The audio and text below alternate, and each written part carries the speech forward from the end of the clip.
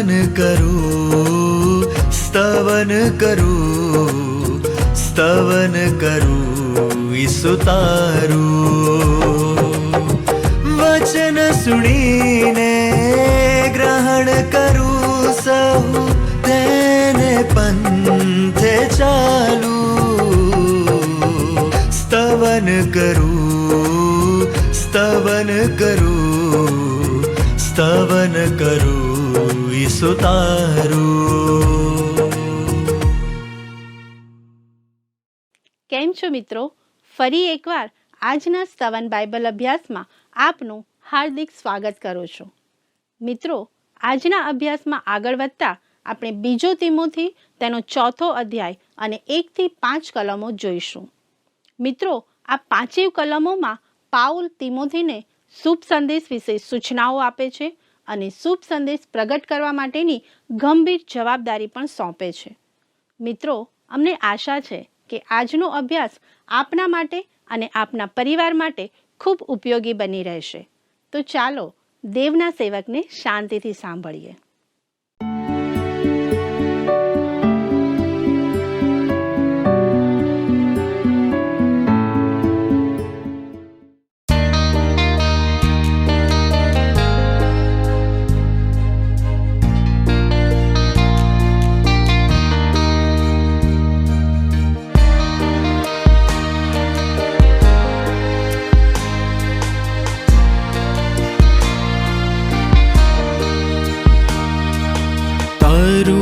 વચન મારા માર્ગને સારું છે અજવાળું.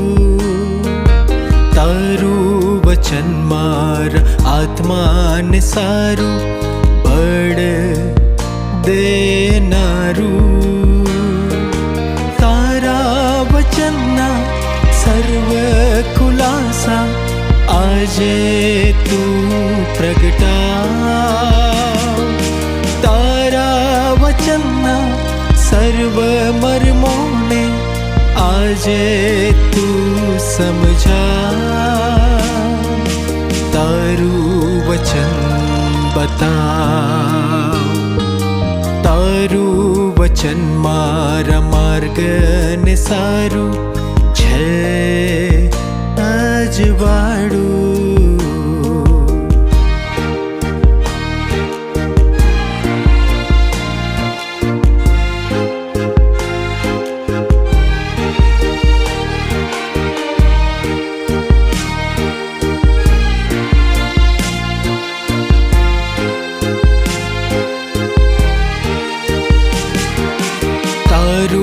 વચન મારા સર્વ દુઃખોને છે હરનારું. તારું વચન મારી સર્વ વ્યથાને દૂર કરનારું. તારા વચનના સર્વ ખુલાસા આજે તું પ્રગટા. તારા વચનના સર્વ મર્મોને આજે તું સમજા. તારું વચન બતાવ.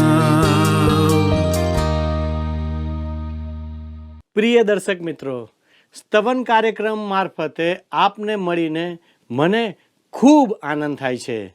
સ્તવન કાર્યક્રમ ઘણા બધા લોકોના જીવનને આશીર્વાદિત કરી રહ્યો છે અને પવિત્ર વચનોમાં વૃદ્ધિ પામવા સહાય પણ કરી રહ્યો છે. મિત્રો, આ દિવસોમાં આપણે સંત પાઉલના તિમોથીને લખેલા બીજા પત્રનો અભ્યાસ કરી રહ્યા છીએ. આજના અભ્યાસનો વિષય છે અંતના દિવસો વિશે સૂચનો. વહાલા દર્શક મિત્રો, આજે આપણે બીજા તિમોથીના અંતિમ અધ્યાય સુધી આવી પહોંચ્યા છીએ. સંત પાઉલ તિમોથીને અંતિમ દિવસો સંબંધી સૂચનાઓ આપે છે અને પોતાના મૃત્યુ સંબંધી વાત કરે છે, જે કદાચને તેના અંતિમ લેખિત શબ્દો હશે. તેની એકલતાની લાગણી સંબંધી પણ આપણે જોઈશું. તે રોમની જેલમાં ભયંકર પરિસ્થિતિમાં એકલો અને બંદીવાન અવસ્થામાં છે. તે ઠંડો પડી ગયો છે અને તિમોથીને તેનો જબ્બો લાવવા જણાવે છે. વહાલા દર્શક મિત્રો, તે એકલવાયો છે અને તેને કલાકો લાંબા લાગે છે. તે તિમોથીને તેના પુસ્તકો અને ખાસ કરીને ચર્મપત્રો લાવવા જણાવે છે. પરંતુ પોતાની દુઃખી અને એકલતાની સ્થિતિમાં પણ જ્યારે પાઉલ તેના દીકરા તિમોથીને જે અંતિમ સૂચના આપે છે તેમાં વિજયની વાત આપણે સાંભળીએ છીએ. જ્યારે આપણે તેને સાંભળીએ છીએ ત્યારે આપણે જે સાંભળવું જોઈએ તે ઈશ્વર પાસેથી સાંભળીએ છીએ. તમારા અને મારા માટે આ તેના અંતિમ શબ્દો છે. વહાલા દર્શક મિત્રો, સંત પાઉલ તિમોથીને તેની જવાબદારીની સોંપણી કરે છે. આવો આપણે બીજો તિમોથી 4 અને તેની પહેલી કલમ વાંચીએ. માટે દેવની સમક્ષ અને ખ્રિસ્ત ઈસુ જે જીવતા તથા મુયેલાનો ન્યાય કરવાનો છે તેની સમક્ષ ને તેના પ્રગટ થવાની તથા રાજ્યની આણ દઈને હું તને આગ્રહપૂર્વક કહું છું કે મિત્રો, ઈશ્વર અને પ્રભુ ઈસુ ખ્રિસ્ત સમક્ષ આ એક ગંભીર જવાબદારી તથા આજ્ઞા છે. તેમના પ્રગટ થવાના સમયે અને તેમના રાજ્યની આણ દઈને ખ્રિસ્તમાં પ્રગટ થવું અને તેમનું રાજ્ય બંને સરખી બાબત નથી. તેમનું પ્રગટ થવું તે તો એપિફની એટલે અચાનક પ્રગટ થવું તરીકે ઓળખાય છે. તેને મંડળીના ગગનગમન કે ઉચકાઈ જવું તરીકે પણ ઓળખવામાં આવે છે.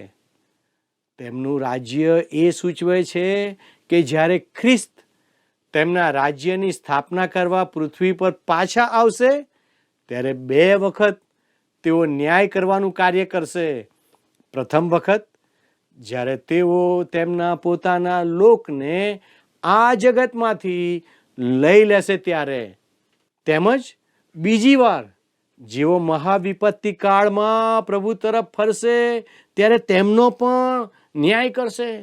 આપણે બધા જેઓ વિશ્વાસીઓ છીએ તેઓ સર્વ એક ક્યાં બીજા સમયે ન્યાયને માટે ખ્રિસ્તની સમક્ષ હાજર થઈશું. આપણા જીવનોની પરીક્ષા કરવામાં આવશે કે આપણે બદલો કે ઇનામ મેળવવા પાત્ર છીએ કે નહીં.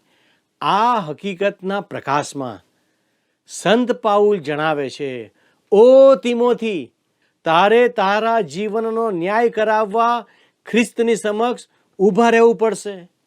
તિમોથીને અપાયેલી આ સૂચનાઓ આજે એટલી જ પ્રાસંગિક છે જેટલી તે સમયે સંત પાઉલ દ્વારા આપવામાં આવી હતી. વહાલા દર્શક મિત્રો, આ જ બાબતો ઈશ્વર આજે તમને અને મને જણાવી રહ્યા છે. હવે આપણે બીજા તિમોથીના 4થા અધ્યાયની બીજી કલમ જોઈએ. તું સુવાર્તા પ્રગટ કર, અનુકૂળ તથા પ્રતિકૂળ પ્રસંગે તત્પર રહે, સંપૂર્ણ સહનશીલતાથી ઉપદેશ કરીને ઠપકો આપ, ધમકાવ તથા ઉત્તેજન આપ. વહાલા દર્શક મિત્રો, સુવાર્તા પ્રગટ કરવી તેનો અર્થ ઉપદેશ કરવો, તેને લોકો સુધી પહોંચાડવો અથવા જાહેરાત કરવી. આ શબ્દ નારો લગાવવો એવું પણ સૂચવે છે. તમને ખબર હશે કે યુદ્ધના સમયે લોકો નારા લગાવે છે. તેમજ શુભ સંદેશ પ્રગટ કરો એ આપણો યુદ્ધ ઘોષ છે. અને આગળ તે લખે છે, અનુકૂળ તથા પ્રતિકૂળ સમયમાં. વહાલાઓ, બીજા શબ્દોમાં સંત પાઉલ કહેવા માંગે છે કે દરેક સમયે આપણે શુભ સંદેશ પ્રગટ કરવા માટે તત્પર રહેવું જોઈએ. ગમે તે સમયે તમારે ઈશ્વરનું પવિત્ર વચન બાઇબલ આપવા તૈયાર રહેવું જોઈએ. વહાલા દર્શક મિત્રો, ધ્યાન આપો કે તેઓ તમને બાઇબલ વિશે ઉપદેશ કરવા જણાવતા નથી. પવિત્ર ગ્રંથ બાઇબલ સેમિનારીમાં અભ્યાસ કરતા એક વિદ્યાર્થીએ તેના પ્રોફેસર સાથે દલીલ કરતા તેમને જણાવ્યું કે તમે આ સેમિનારીમાંથી સ્નાતક થઈ શકો અને તમે બાઇબલને ખોલો પણ નહીં, એવું પણ બની શકે. તેણે શા માટે એમ કહ્યું? તેણે એટલા માટે કહ્યું કારણ કે ઘણી વખત આપણે પવિત્ર ગ્રંથ બાઇબલ વિશે શીખીએ છીએ પણ બાઇબલનો અભ્યાસ બહુ ઓછો કરીએ છીએ. અહીં સંત પાઉલ આપણને વચનનો ઉપદેશ કરવા જણાવે છે, કેવળ તેના વિશે વાત કરવા નહીં. આપણે ઈશ્વરના વચન સંબંધી બોલવાનું છે અને તેને વળગી રહેવાનું છે. અનુકૂળ કે પ્રતિકૂળ સંજોગોમાં તૈયાર રહો. તેનો અર્થ મહેનતું હોવું અથવા તત્કાળ તૈયાર રહેવું થાય છે. આપણે ઈશ્વરનું વચન આપવા તૈયાર રહેવું જોઈએ. યોગ્ય સમયે કે કોઈ પણ સમયે અથવા ગમે તે સમયે દરેક સંજોગોમાં તૈયાર રહેવું જોઈએ. ઠપકો આપવો એટલે ચોક્કસ ખાતરી સાથે તેમ થવું જોઈએ અથવા ચેતવણી આપવી જોઈએ. તે મને એક ઈશ્વરના અદ્ભુત સેવકની યાદ અપાવે છે. મેં તેમને તેમના લોકોને ઠપકો આપતા સાંભળ્યા છે. દરેક ઉપદેશકો કોઈને ઠપકો આપવાનું કામ કરી શકતા નથી. ઘણા ઓછા ઉપદેશકો પાસે આવું કહેવાની હિંમત હોય છે. ઉત્તેજન આપવું તેનો અર્થ દિલાસો કે આશ્વાસન આપવું. મિત્રો, એવા સમયો હોય છે જ્યારે વિશ્વાસીઓને આશ્વાસનની જરૂર હોય છે. તેથી અહીં સંત પાઉલ તેઓને ઉત્તેજન આપવાનું જણાવે છે, પૂરી સહનશીલતા સાથે. તેનો અર્થ કે આપણ સર્વ જેવો ઈશ્વરનું વચન પ્રગટ કરીએ છીએ તેઓએ મોટી ધીરજ ધરવાની જરૂર છે. વાલા મિત્રો, ધર્મ સિદ્ધાંત તેનો અર્થ જેમ આપણે અગાઉ જણાવ્યું તેમ શિક્ષણ આપવું તે છે. મિત્રો, દરેક બાળકે શિક્ષણ આપવાની સેવા પણ કરવાની છે. વાલાઓ, ઈશ્વરના વચનની સેવા કરવામાં આ બધું સમાયેલું છે. વાલા દર્શક મિત્રો, આવો આપણે બીજો તિમોથીના 4 અધ્યાયની 3જી કલમ તરફ જઈએ. કેમ કે એવો વખત આવશે કે જે વખતે તેઓ શુભ ઉપદેશને સહન કરશે નહીં, પણ કાનમાં ખંજવાળ આવવાથી તેઓ પોતાને મનગમતા ઉપદેશકો પોતાને સારું ભેગા કરશે. વાલાઓ, એવો સમય આવશે જ્યારે તેઓ શુભ ઉપદેશને સહન કરશે નહીં. હું વિચારું છું કે શું આપણો સમાજ આ તબક્કે આવી પહોંચ્યો છે કે કેમ? જો કે આપણને આશ્ચર્ય લાગે કે આજે સમગ્ર વસ્તીના પ્રમાણમાં જેઓ વચનનું શિક્ષણ સાંભળી રહ્યા છે તેઓનો સમૂહ ઘણો નાનો છે. ઘણા ઓછા એવા મંડળીના સભ્યો છે જેઓ સબળ સિદ્ધાંતોને પચાવી શકે છે. તેઓ તેને સાંભળવા ઈચ્છતા નથી. તેઓ શું સાંભળવા માંગે છે?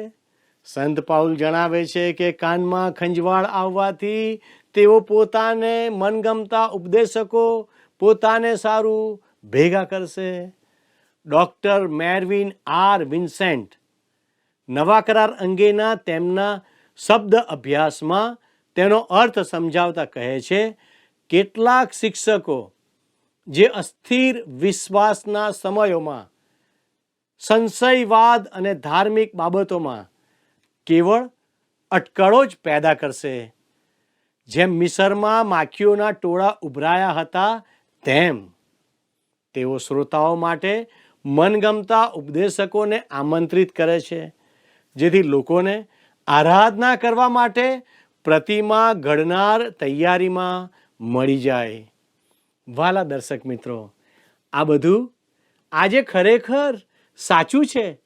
કોઈકે કહ્યું છે કે આધુનિક બોધાસન અવાજ કરનારા પાટિયા છે, જે લોકોને જે સાંભળવું ગમે તે જ કહે છે.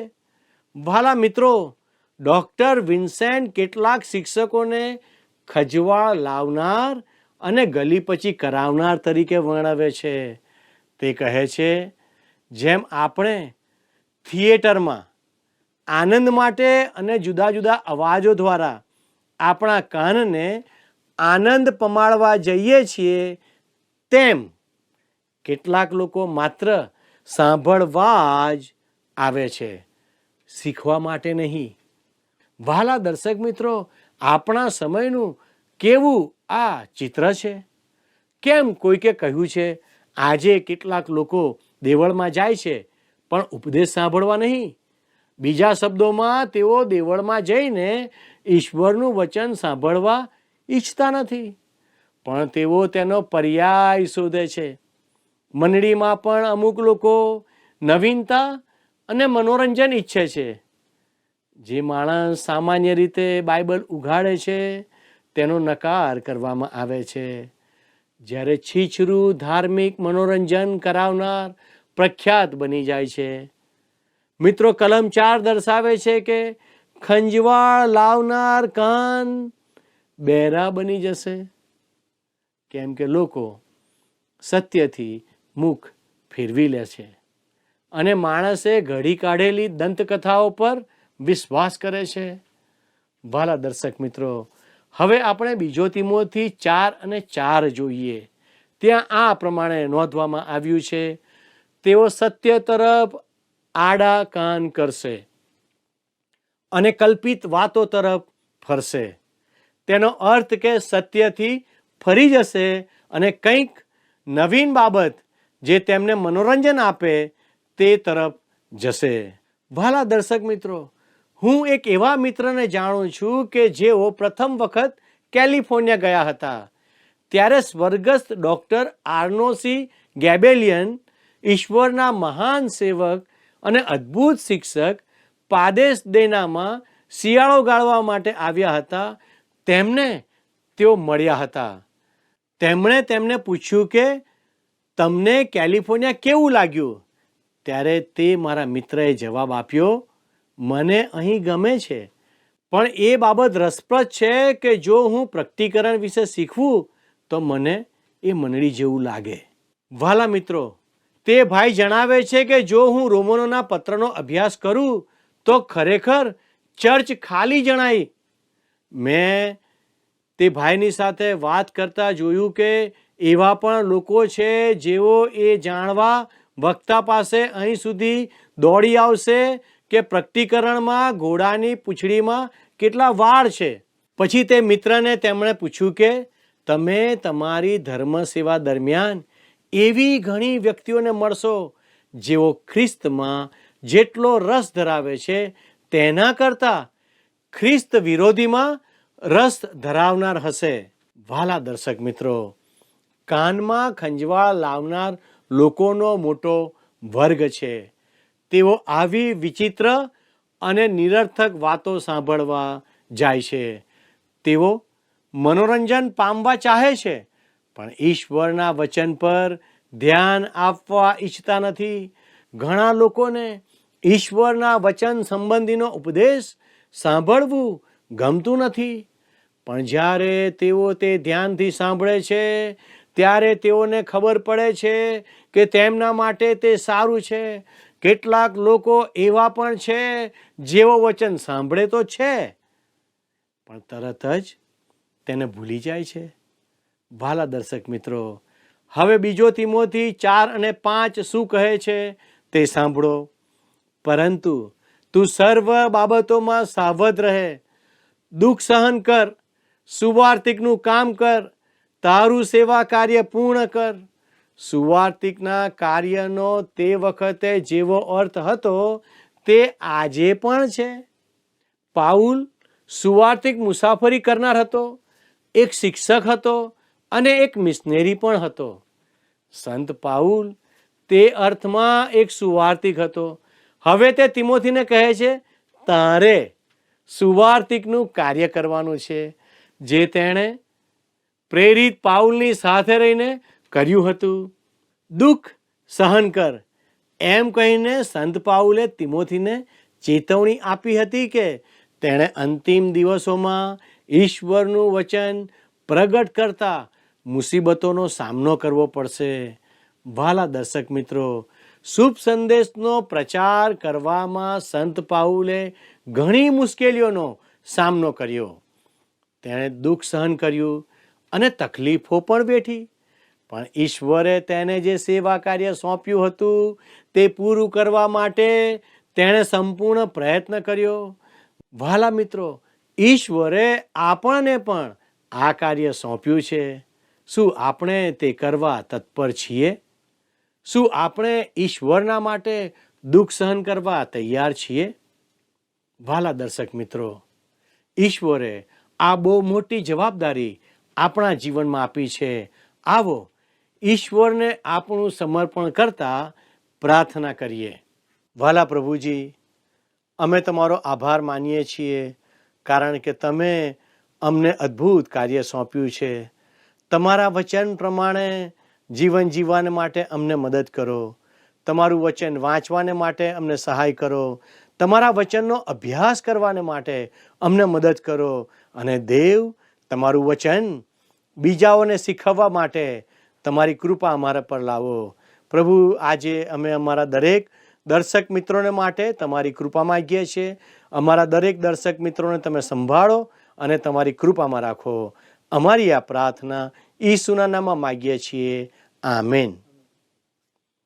વાલા દર્શક મિત્રો, જો આજનું પ્રસારણ આપને ગમ્યું છે, જો આજના કાર્યક્રમથી તમારા જીવનમાં કોઈ ફેરફાર આવ્યો છે, તો મારી આપને વિનંતી છે, આપ જરૂરથી અમારા પ્રતિનિધિ સાથે ફોન કરીને વાત કરશો. હું આપના ફોનની રાહ જોઈ રહ્યો છું. અને હા, જો તમને કોઈ પ્રાર્થનાની આવશ્યકતા છે તો અમારા પ્રતિનિધિ સાથે આપ જરૂરથી પ્રાર્થના કરી શકો છો. અને યાદ રાખો, આ કાર્યક્રમના અંતમાં એક બાઇબલનો સવાલ તમને પૂછવામાં આવશે. તેનો જવાબ જરૂરથી અમને મોકલશો, જેથી કરીને તમારા નામ અમે અમારા ટીવી સ્ક્રીન પર બતાવનાર બની શકીએ. ઈશ્વર આપને આશીષ આપો. એ જ પ્રાર્થના સાથે હું આપની વિદાય લઉં છું. આમેન.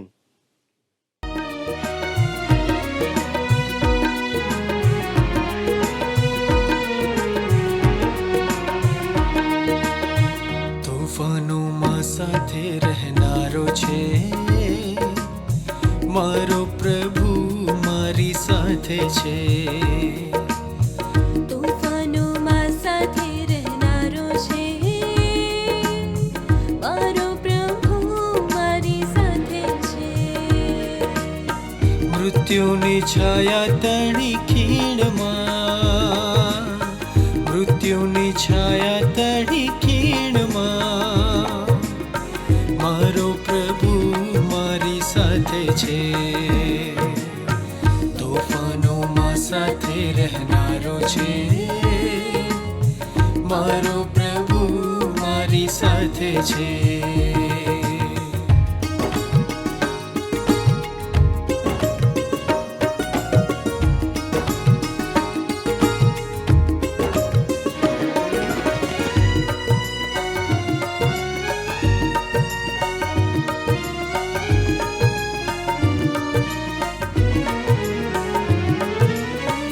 સત્ય સનાતન જીવન તું, તારણનો દેનારો તું.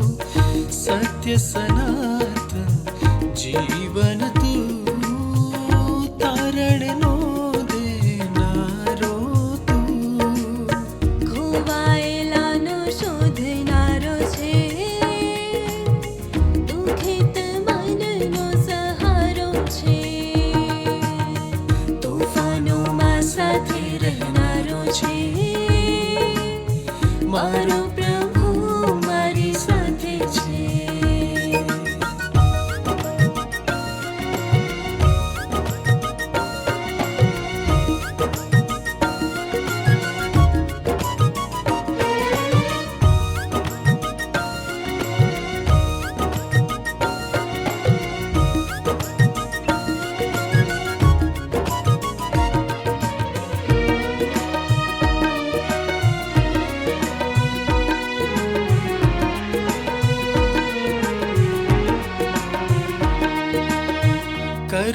सागर रहमी तू शांति नो देनारो तू करुणा सागर रहमी तू शांति नो देनारो तू મારી વાતોને સાંભળનારો છે,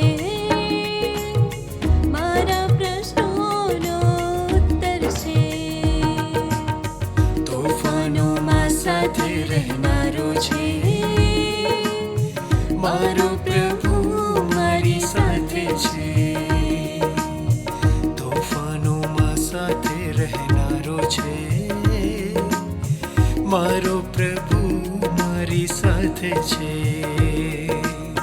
મૃત્યુની છાયા તેની ખીણમાં, મૃત્યુની છાયા તેની ખીણમાં, મારો પ્રભુ મારી સાથે છે. તોફાનોમાં સાથે રહેનારો છે, મારો પ્રભુ મારી સાથે છે. મારો પ્રભુ મારી સાથે છે, મારો પ્રભુ મારી સાથે છે.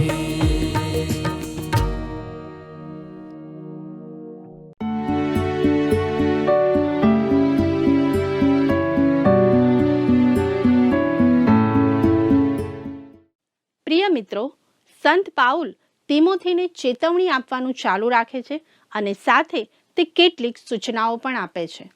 કદાચ આ દિવસોમાં આપણને પણ આ સૂચનાઓ લાગુ પડે છે. પાઉલ જેલમાં એકલો હતો, પણ તે તિમોથીને વિજયની વાત જણાવે છે.